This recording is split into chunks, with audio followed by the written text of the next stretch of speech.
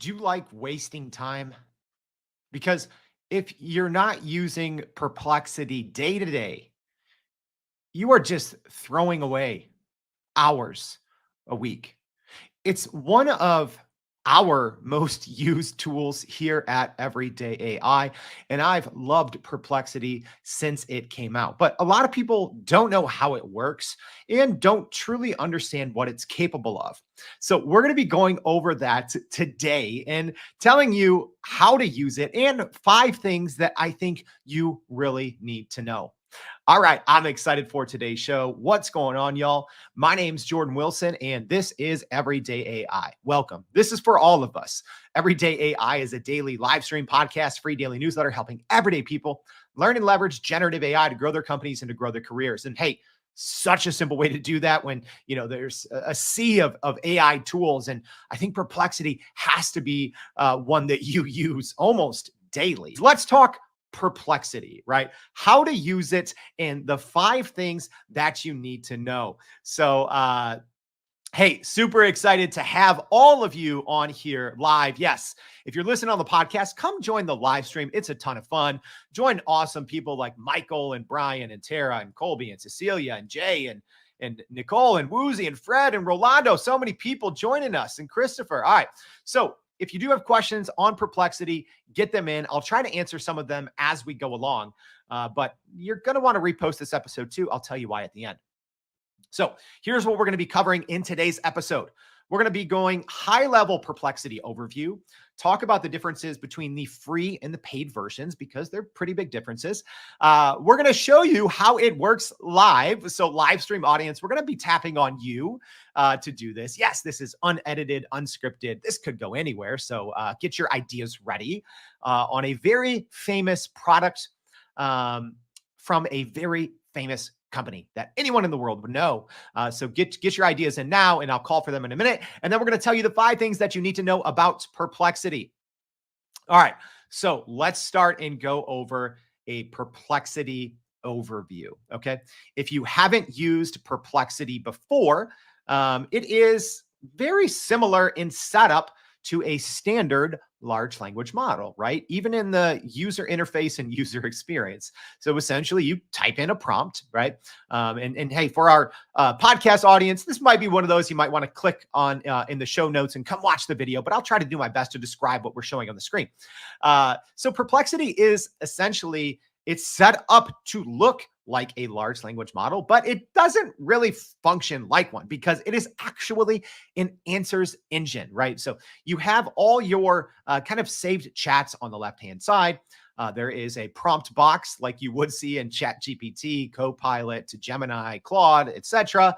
And you can get answers, right? But that right there, that one word is the biggest difference between Perplexity and other large language models because Perplexity is not technically a model.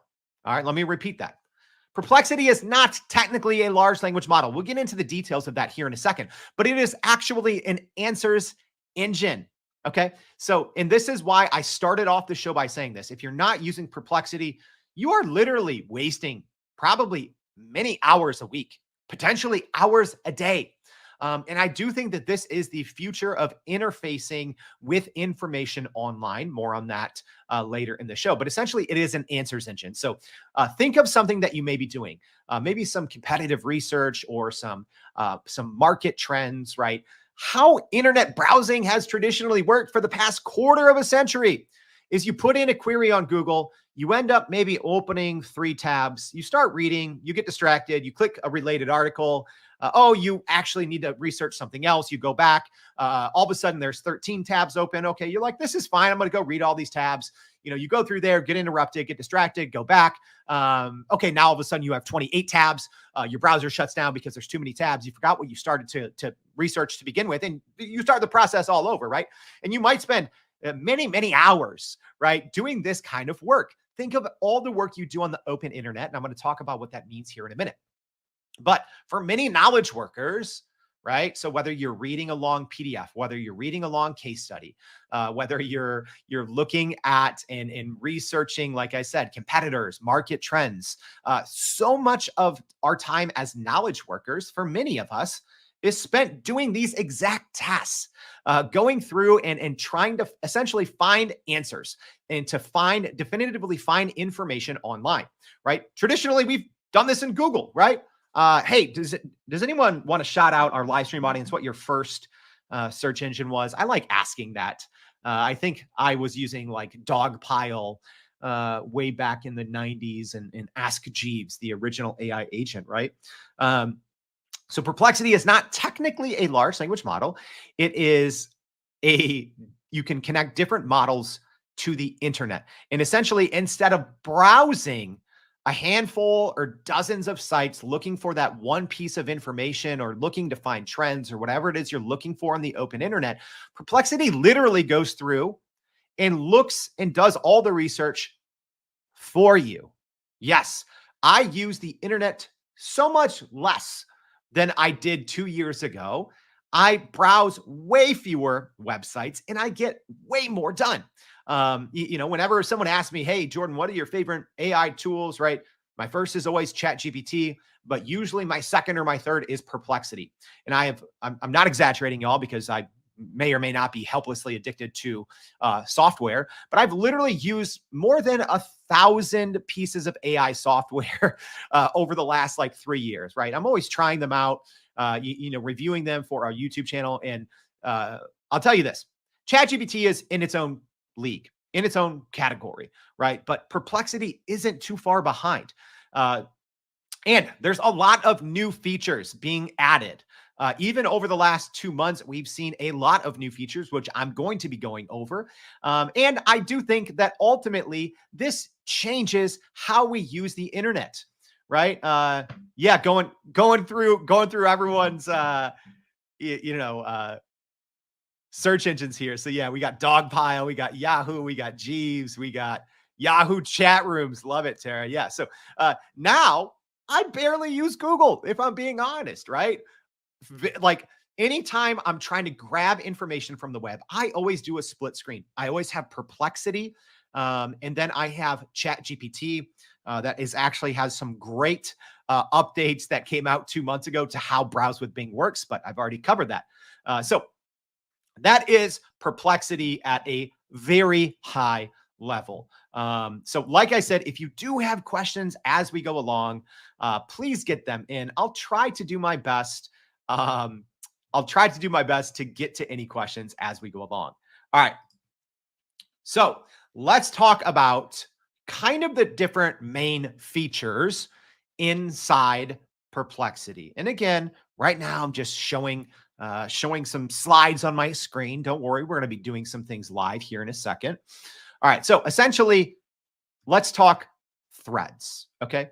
So threads, think of threads as a chat. Okay. So if you just click how you would in any other large language model, if you click the plus button or new chat, a thread is essentially a chat. So it's a full conversation with Perplexity, including your initial questions and your follow-ups. And then that's stored in a library. So you can always go back, right, and find something, a Perplexity answer that you did a month ago and continue on in that conversation. Okay. So that is what a thread is. And so you can have a trillion of them, right?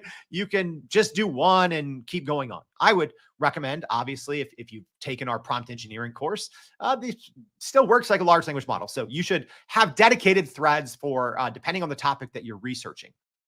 Okay. And then there is something called collections. Okay. So collections is essentially a way to organize related threads, and it can be shared with collaborators. So yes, just like all other kind of large language models, there's team settings where you can share a lot of these different tools. So collections, also a big thing is you can have kind of a custom prompt for collections. So as an example, I have a collection that I use all the time. So if you read our newsletter, and if you haven't, my gosh, does anyone in our live stream read the newsletter? I'm just curious because I'm a human and I spend a lot of time on it. I write it every day. But one thing that I use Perplexity for, an example of collections, because you can set essentially a set of custom instructions for your profile, right? But if you use Perplexity for a lot of things, so let's say you could tell Perplexity, hey, always respond in short bullet points. But then what happens if you want to use Perplexity to help you write a long form blog post? That wouldn't work.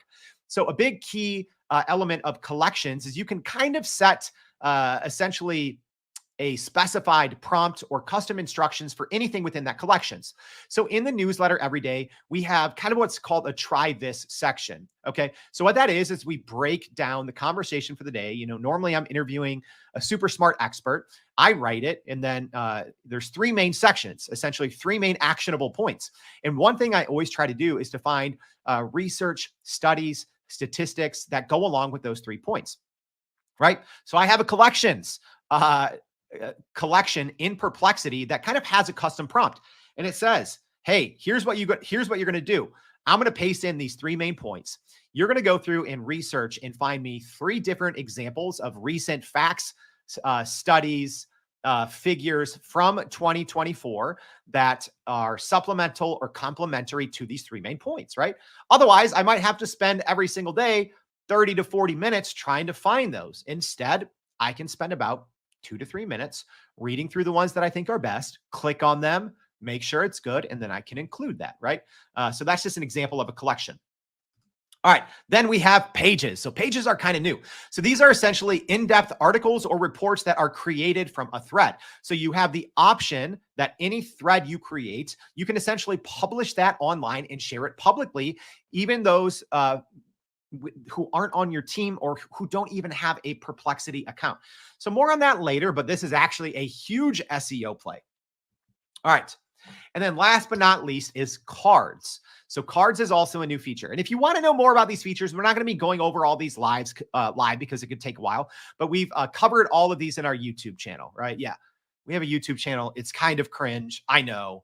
I actually didn't pay attention to our YouTube channel until one of our contacts from NVIDIA. So shout out to her. Kind of made fun of me. She said, Jordan, your YouTube channel, it's kind of not good. So we started paying attention to it, but yeah, we've covered all that on there. But cards are essentially a way to visualize certain data. The problem is not the problem, but the catch is it can be hard to actually generate those. And it really is mainly for a couple key data points, such as up-to-date information on financial, economic data, etc. So cards are actually a little hard to generate, and it's more random, but I'm sure that will be improving. All right. So now let's talk about the difference between free and paid. And this is huge. And I'm actually curious for our live stream audience, do you use the free version or the paid version? I think for whatever reason, so many people don't use the paid version, right? Because it's like, oh, here's another $20 a month, right? My subscriptions are stacking up. I'd say it's worth it. That's just me. I'm not getting paid by Perplexity to say this, right? Or OpenAI to say ChatGPT is the best. I care about your time, right? And think of how, right? I kind of described that common scenario where it's like, oh, you need to research something for work, and all of a sudden you have 1,000 tabs open and you forgot what got you there in the first place, right? Think about your time. How much is your time worth?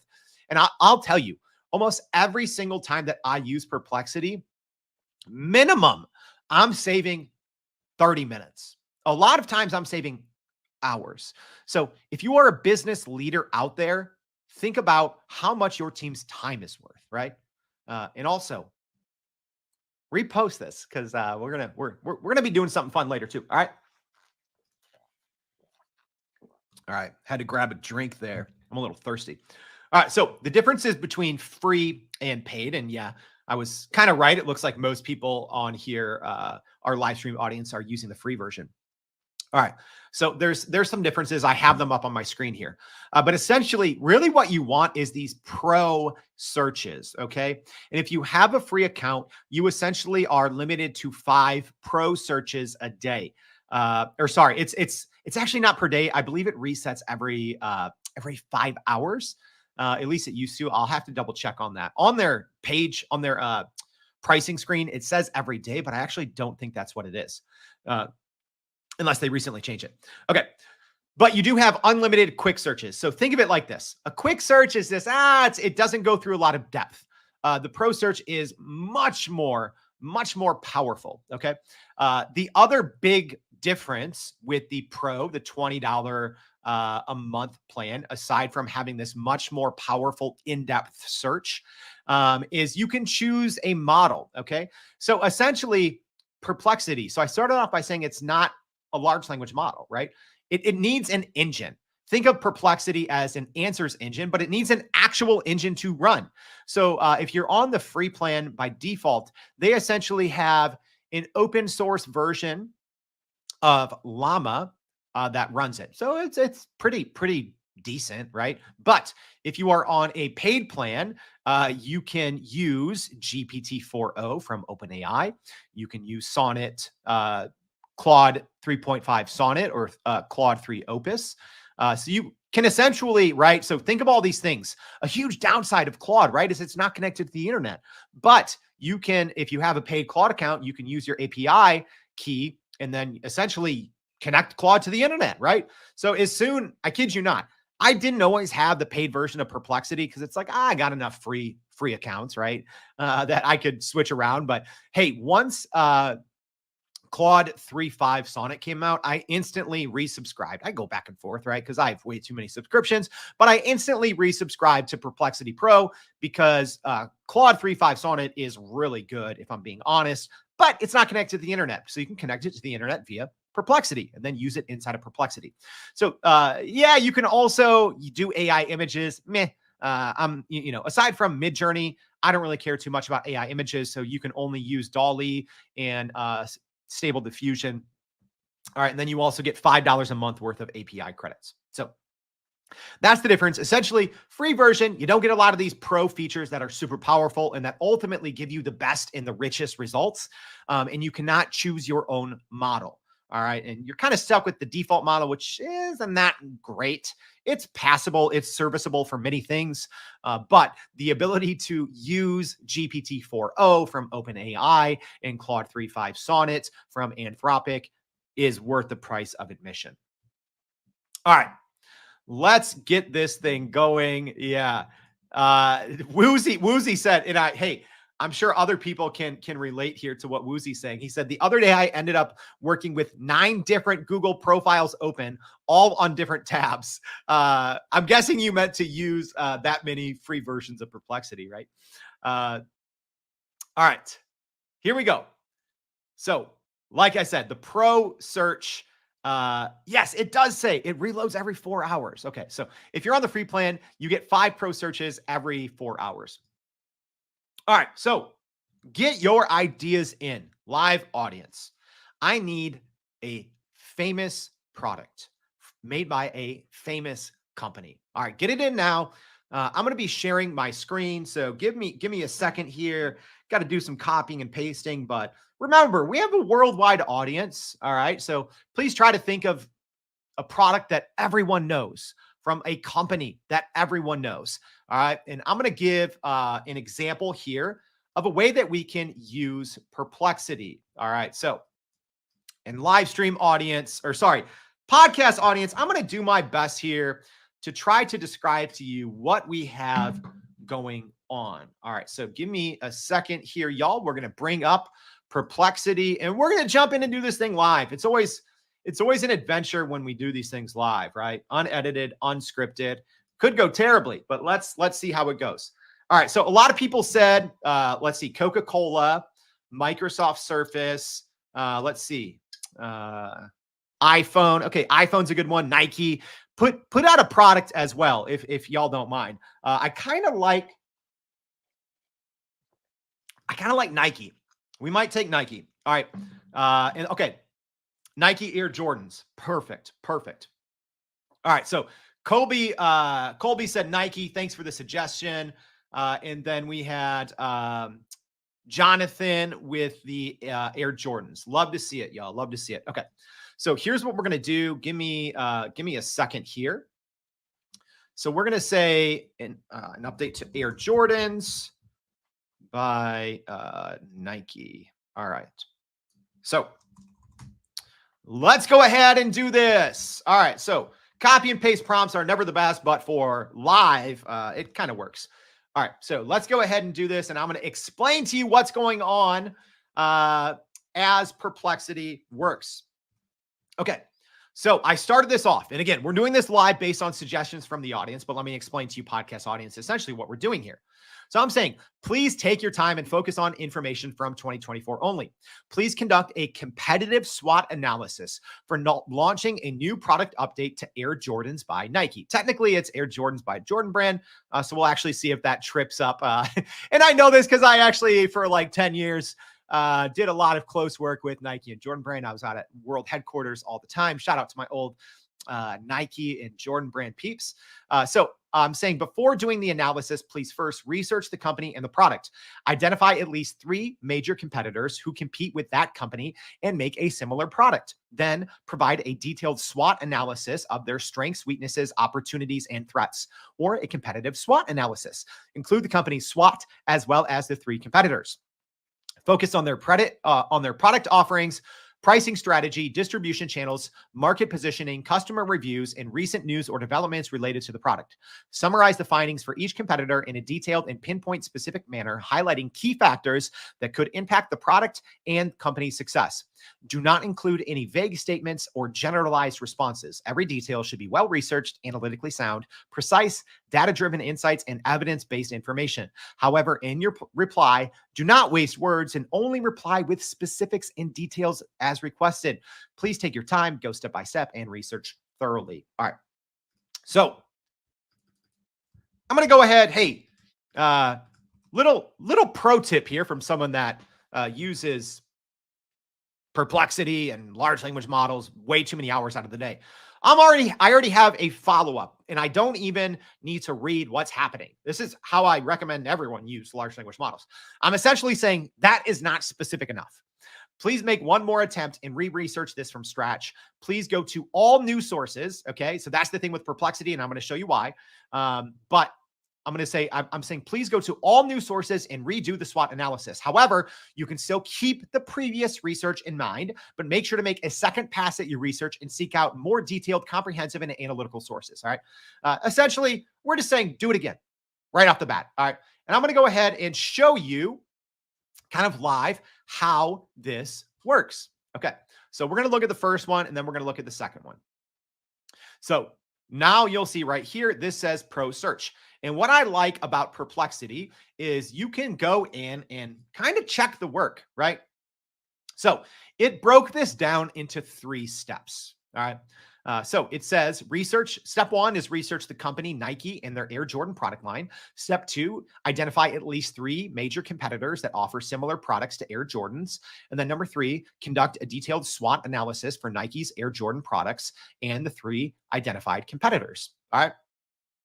So again, I do want to point this out there. I cannot show you in a 30 to 45 minute live stream / podcast every single feature. All right. So I'm going to go through some of them right now, just so you know. I'm not going to do all these live, but I'm going to show you essentially what Perplexity is capable of and why you might want to do this. All right. So as an example, I'm now toggling down all of these 3 steps. So I can go in and see exactly what Perplexity did at each step. Okay. So for step 1, it essentially Googled, right? It Googled all these things, right? So it searched for major competitors to Nike Air Jordans 2024, brands similar to Nike Air Jordans 2024, competitors to Nike Air Jordans 2024. That's for the first step. And then it read an article from Complex. It looked at a YouTube video for top 10 best upcoming sneaker releases. It went to Sneaker Dunk, Beast Strategy Hub, Reddit, Complex, etc. So essentially, it shows you each step, what it searched, and the pages that it read. Step 2, conduct a detailed SWOT analysis. Same thing. It shows me what it searched. It searched 4 different terms. And then it went to, it looks like 6 different web pages. All right. And then, oh, that was the third one. So, okay.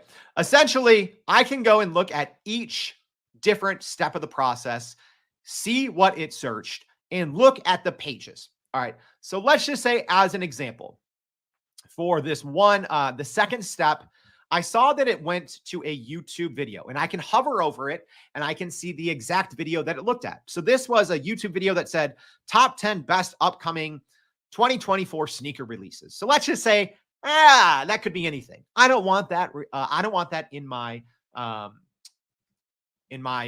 of reports, right? So I can go down. Let me see here. I got to go to the bottom. There's a lot of stuff here, so give me a second. All right, so at the bottom of the response from Perplexity, there's some different options, right? So I can share this. I can rewrite it. So if I click on rewrite, right, that's the thing. If you have the paid plan, I could say, oh, instead use GPT-4o. My default now is Claude 3.5 Sonnet. All right, so I can share it. I can rewrite it. I can copy all the responses to the clipboard. I can edit the query, or the three dots. All right. So the three dots for more options is where the magic happens. Here's why. I can click view sources. Okay. So I can see all the different sources that were kind of used. So I can go through and say, okay, let's just say there's this, let's look. All right. There's something from Sneaker Dunk, right? So I can click that and I can say, that's probably not a reputable source. Or I can click two, and then I can click remove two sources, right? So if you look at the articles, or if it looks like for some reason it's bringing in old information, that's why I started out that kind of prompt saying focus on 2024 only, right? But if I see it's bringing in irrelevant information or information that could potentially be incorrect, I can go in, click those three dots, and remove any sources. And essentially, once I click remove, it's going to restart and rerun it. Okay. So that is the first thing that I wanted to show you. But y'all, Michelle saying here, Jordan, mind blown as always. Fred, I did not write the prompt that quickly. I just copy and pasted it in. All right. Monica, I didn't even think. Jordans, right? This is what I get for not sleeping. I didn't even know. Oh, we're talking about Jordans. My name's Jordan. All right, so let's go and look at some of the results here. Okay, so again, remember, before the first one was already done, I essentially said, do it again, right? I love doing this. Huge hack. So, I said, that is not specific enough. Please make one more attempt, etc. Right. So now you'll see in the second attempt, it actually broke it down into 4 steps, right? Because I said, you didn't do a good enough job. Y'all, in any large language model, you should always just have a follow-up, essentially repeating yourself, saying it's not good enough, telling it to do more additional research, but saying it can use both. I spent thousands of hours using AI, large language models, huge hack. Just do that. All right. So now I can go down here and let's see the competitive SWOT analysis. All right. So here we have Nike Air Jordans. It went through strengths. Let's see, right? Because I actually know a lot. I know a lot more than the average person, right? I was actually lucky enough, to go into Nike's DNA store, which even a lot of employees can't go in there. You can see like essentially every single important shoe ever made, some of the most famous shoes ever. Like I said, not even all the employees can go in there. So I know a decent amount about Jordans and Nikes. Man, I used to just get unreleased shoes mailed to me. That was cool. All right. So it says Nike Air Jordans. So strengths, iconic brand with strong heritage and loyal customer base, collaboration with top athletes and celebrities, innovative designs and technology, such as Nike Air cushioning, extensive distribution network and e-commerce presence, strong marketing and brand storytelling. I'm curious for the weaknesses here. So it says higher price point compared to some competitors, over reliance on basketball and retro styles. That's true. A lot of the other endeavors into other sports haven't been as well received by the market, aside from basketball and retro. Supply chain disruptions affecting inventory and releases, sustainability concerns around production practices. Sure. Opportunities. I'm not going to read these, but you can go and read these, or maybe I'll just share this. I'll create this as a page. So you can all go read this. And then we'll see what it saw as the other 4 biggest competitors to Jordans, right? So Adidas Yeezy, I'd say that's probably a pretty good competitor, right? Especially as of recently. So it goes through strength, weakness, opportunity, threats. Oh, okay. I like this. It went through some key competitive factors. So I noticed in the second one, it only gave me one of the 3. Let me see if it did that for the first one as well. Okay, it didn't. So let me just go ahead and read the other competitors that it found. So it had the Adidas Yeezys, it had the Under Armour Curry, and it had the, let's see. I saw the last one. Where was it? I think it was the New Balance. There it is, the New Balance Kawhi Leonard's. So I probably, without thinking, right, because a competitor wouldn't be another Nike or Jordan shoe. It would probably be something from Adidas, Reebok, Puma, Under Armour, etc. So I don't know if I would have said the New Balance Kawhi. I definitely probably agree with the Adidas, Yeezys, and the Under Armour's Curry. I don't know what I would have picked for the third one. I don't know if it would be the New Balance Kawhi. Maybe. I probably would have said one of the new Puma athletes that have their own signature shoes, but not bad, right? So I'm not going to go through this, but you can already see that is one way. And I can do anything with this information now, right? I could say, let's just say as an example, I could say, great, please format this, please format all of this information to be used in a PowerPoint presentation, include all important details so I can copy and paste each slide into PowerPoint as an example, right? So that's the thing. And this is something that I think not just Perplexity, but all large language models, people just have all this information floating out there, right? So do something with it. Obviously, ChatGPT is the best with this because of all the different GPTs, but don't just leave that information out there. Do something with it. Ask it to export as a CSV, etc. All right. I do have one other example. I just wanted to go over this one live. I had this one pre-planned. I'm like, let me think of something kind of random, right? So let's go ahead. So super random example, because I'm like, okay, this is good for researching anything, right? Perplexity is just great for research. So let's just say as an example, you're looking for potential leads. All right. So in this example, I'm saying I sell software to large fertility clinics, right? Please help me compile a list of potential customers. I'm looking, actually, my old company, Accelerant Agency, we were actually talking to a lot of fertility clinics to help them with their digital strategy. This is why I kind of picked this example. So I said, I sell software to large fertility clinics. Please help me compile a list of potential customers. I'm looking for a comprehensive list of large fertility clinics located on the West Coast of the United States, right? So let's say that you're selling software for fertility clinics. I know this is a niche example, but I just wanted to give you one, right? And then I'm saying these clinics should have detailed staff information available online, including either their president, CEOs, or lab directors. Please. Oh, I forgot. Whoops. I didn't grab my whole prompt, so I got to start this one over. All right. And I'm not going to do the whole thing over from scratch. Don't worry. I'm just going to give you a high-level example. So essentially, I'm saying I sell fertility software. I'm looking for clients on the West Coast that I could sell this to. Go look on all their pages. Here's what I want to know. I want to know the clinic name, the location, the city and state, the phone number, the name of someone potentially in charge, and a link to their staff or information page. All right. And then if I scroll down here, look at this. It is already done. It is already done. And it has found me. And let's just go ahead. I'm curious. Let's check this. Because you always have to make sure, are there hallucinations or not? And that's the great thing about Perplexity. And one of the biggest differences, I'd say, and one of the main reasons that people use it, especially early on, is because it cites its sources, right? So in that Nike example, when it gave me all that information, I can hover over a lot of things and it gives you these little footnotes, and you can always go and check, right? So now as an example, so it replied back with, okay, number one, Pacific Northwest Fertility, gave me the location, the potential person in charge, the phone number, and then the staff information page, right? So if I jump over here, here's the staff information page. Let's see the person that it gave me, Dr. Laura here. So, hey, Dr. Laura, there you go, Dr. Laura.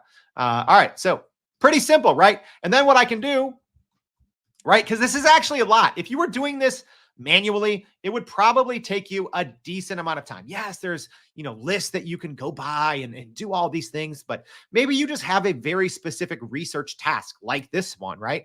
And maybe you're like, oh, I want to grow our business just on the West Coast, right? And I have maybe very specific criteria. So maybe if I'm working with an outsourcing company or a list building company, maybe they don't have that kind of specific information. Well, guess what? Perplexity is doing all this work for me. Look, it's going on dozens of websites at once.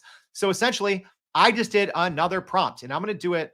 I'm going to do it again, and then I'm going to show you what we can do with it, right? We're going to let it finish here. All right, it's done. So essentially what I did 2 more times, I'm asking it to do 5 at a time. Any more than that, knowing that it's probably going to go to about a dozen websites at once, it might stop working. I think Perplexity kind of starts to tinker out once it goes to more than 20 websites, or it might not be able to complete your query. So I'm just asking for 5 at a time, but then when I'm done, I essentially have a simple prompt that says, great, now, please take your time in researching and find 5 additional clinics. Please do not include any clinics you previously listed. Please do not stop until you finalize a new list of 5. Remember, it can be any large clinic that fits my criteria. Please take your time, go step by step, and research deeply. So essentially, I ran this 5 times, and I'm saying, great, thanks for this.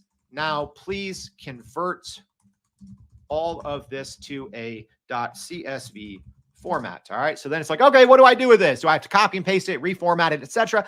No, you can just ask Perplexity. It's going to go through now all of those. It should be 15 for very specific fertility clinics that match what I'm looking for. I'm trying to sell software to them. It has a contact person, presumably someone that would be in charge. It has a phone number, location, all of this, right?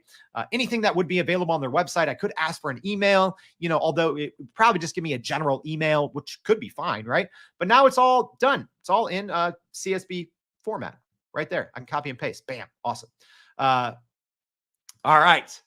So that's enough live. I see a couple questions in.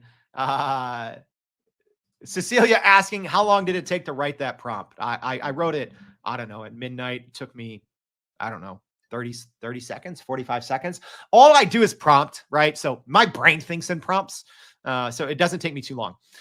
Cecilia's asking here, another great question. Thanks for this, Cecilia. Is it possible that given its search abilities, Perplexity may find info that is not popular SEO, but interesting? Yes. And you can even, kind of request that, right? I could even say, don't focus on popular, results that may be at the top of the search engine. So yeah, you can give it very specific, very specific kind of long tail or long query information that would generally take many hours to research, right? So even to get that list of 15 for fertility clinics in a CSV format probably would have, I don't know, taken an hour, maybe longer. I don't know. But I just did it live in 3 minutes. So y'all, it's all about how much time can you save? All right. Fred with a question here. Other than citing sources, can you summarize the difference between Perplexity and ChatGPT 4o? Great question, Fred. Yes. So Perplexity is an answers engine that uses other large language models. It is not technically a large language model itself.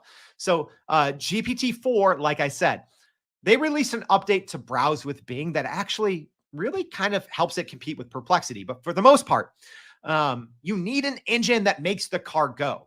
Okay.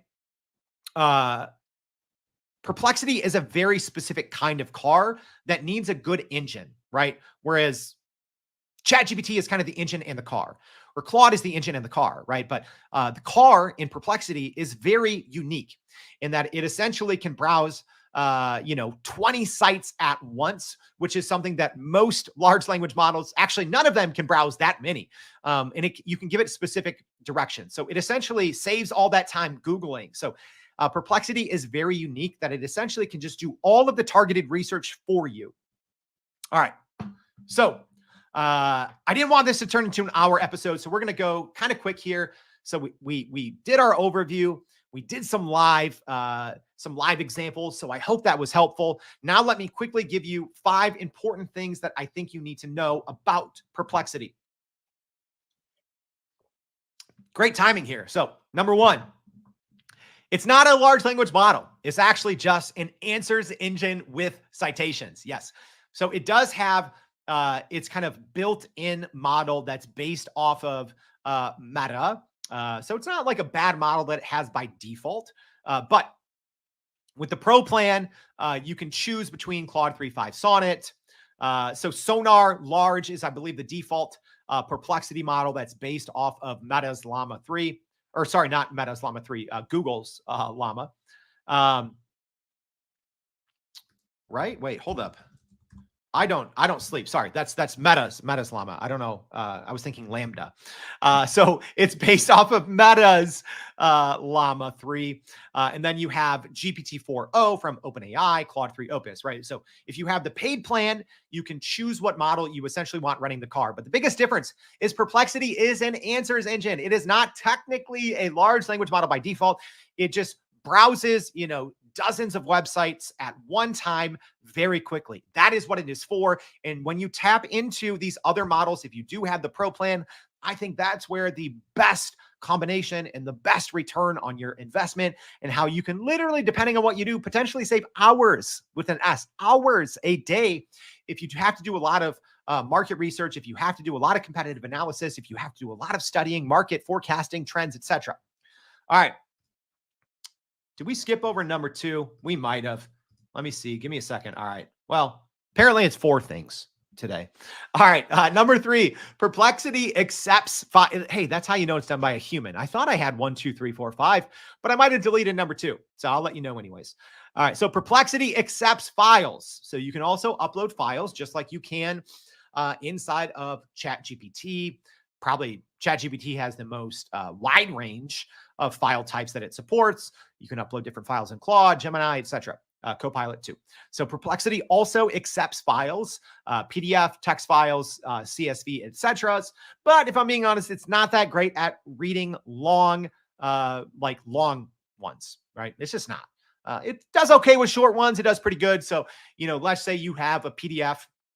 You can upload a PDF, ask it a question, and it will use your PDF as one of the sources, but then it can still go to all these other sources. Oh, I remember what number 2 is, y'all. I remember what number 2 is. So we'll do number 2.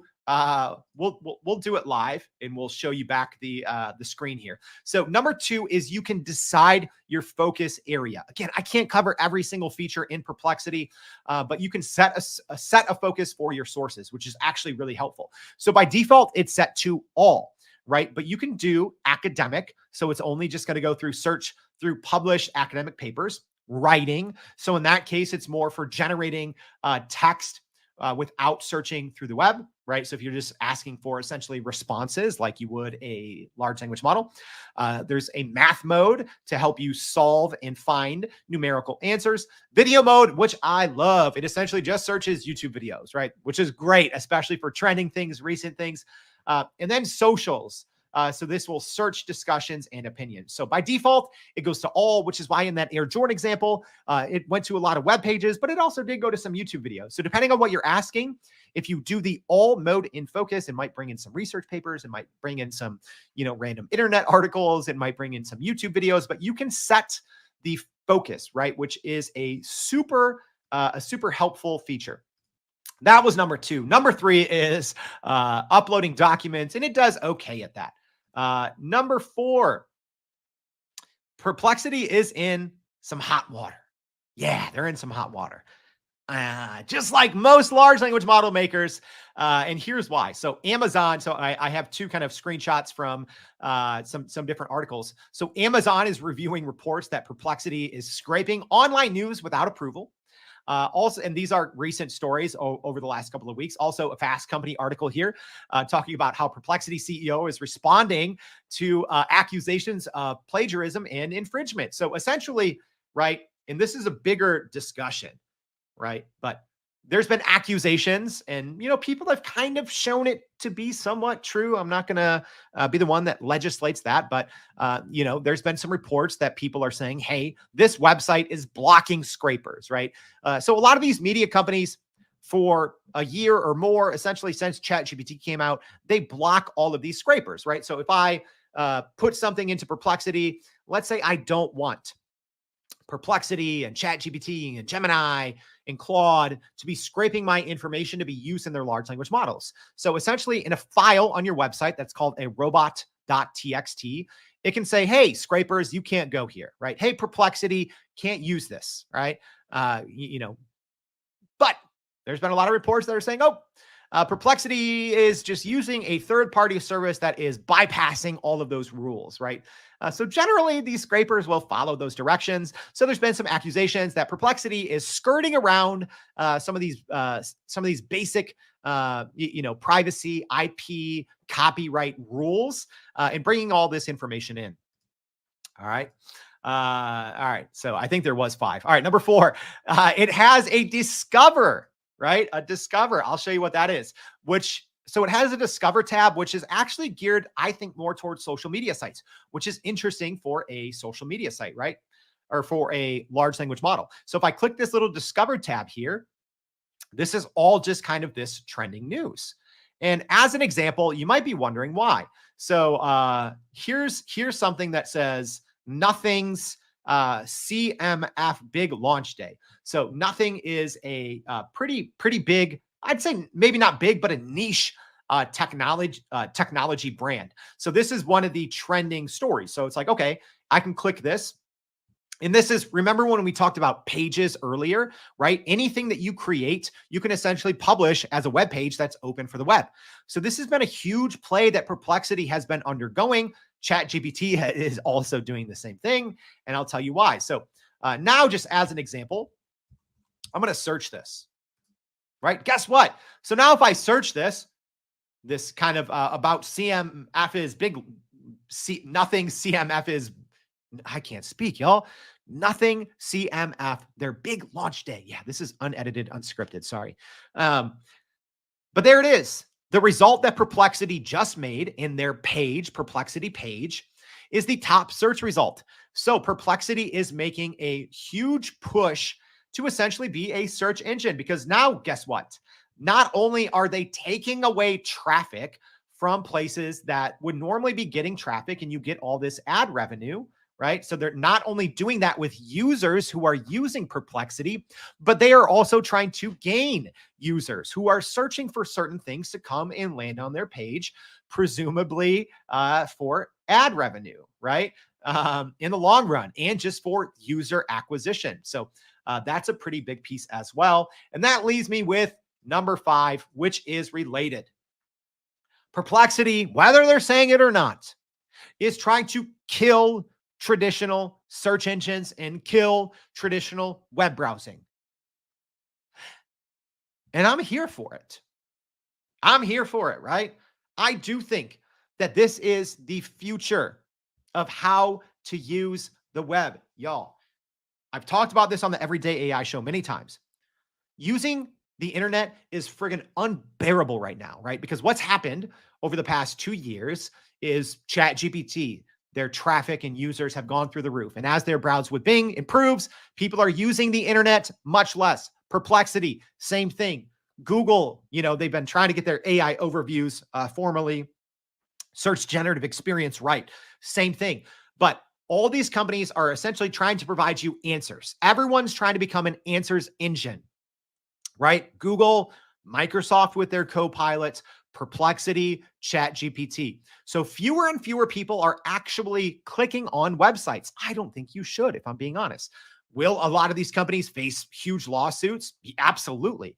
That's another thing for another day, but take advantage of it now. But I think the future of using the web is not doing traditional website searches, right? And for a lot of people, if you're in SEO, I've said this for a long time, unless your, kind of your main thing is a local service-based business, I don't know about the future of SEO, because I think the future of SEO is people using these answer engines like Perplexity, like Microsoft Copilot, like OpenAI's Browse with Bing inside of ChatGPT, like Google whenever they get their AI overviews and SGE and Google Gemini internet connectivity figured out.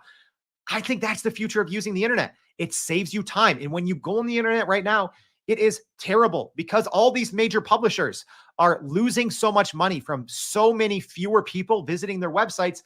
They just have to double, triple the amount of ads. I've showed this on the show before. I've showed screenshots. I've showed live.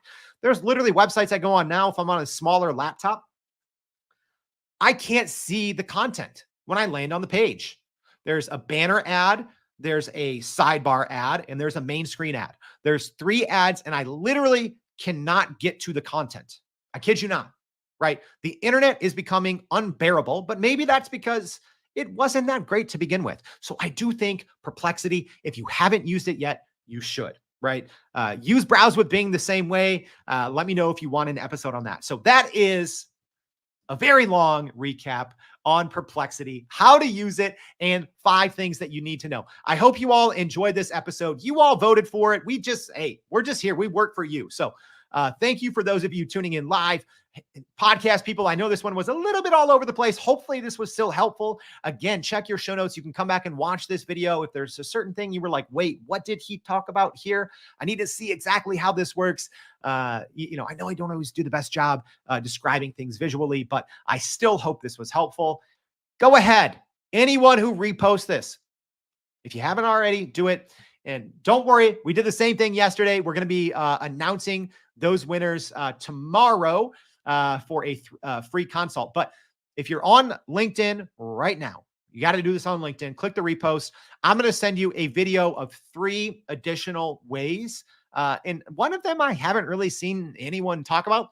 I'm going to show you 3 additional ways that we use Perplexity that I think are going to be extremely helpful. So anyone that reposts this, it takes you 3 minutes, y'all, or 3 seconds. I was up to like 12:30 last night working on this show. Show some support, y'all. Yeah, repost this. I'll send you a video, 3 other ways. I'm not going to post it anywhere else. I hope this was helpful. Please go to youreverydayai.com, sign up for the free daily newsletter where there'll be a much more summarized version of this long podcast, long live stream. Thank you for tuning in. Hope to see you back tomorrow and every day for more Everyday AI.